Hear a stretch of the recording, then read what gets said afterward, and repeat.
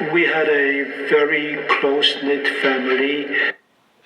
I lost both my mom and my dad and my sister and my grandparents. And he said,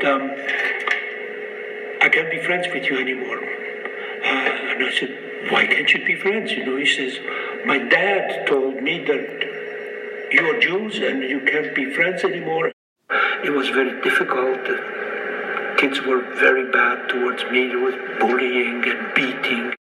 All of a sudden, at the age of 13 and a half, I got into this terrible slave labor camp where I had to work 12 hours a day.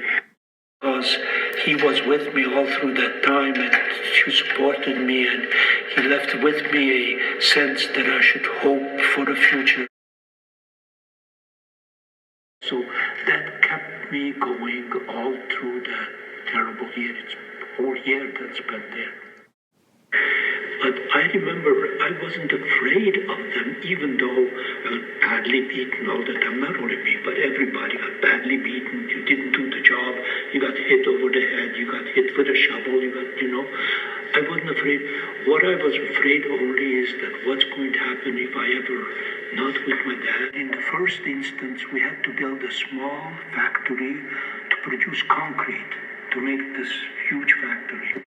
But the way I remember, I was inside the barrack. I couldn't move very much. I had typhoid fever, the same as my dad. Everybody eventually got typhoid fever.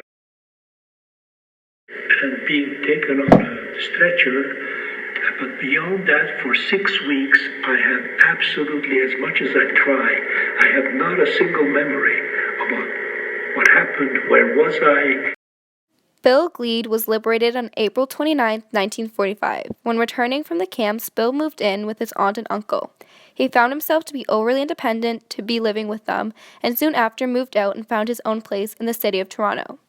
As of today, Bill still lives in Toronto and visits places such as his grandson's school to tell his story. Bill is one of the few who experienced Auschwitz and lived through it to tell his story.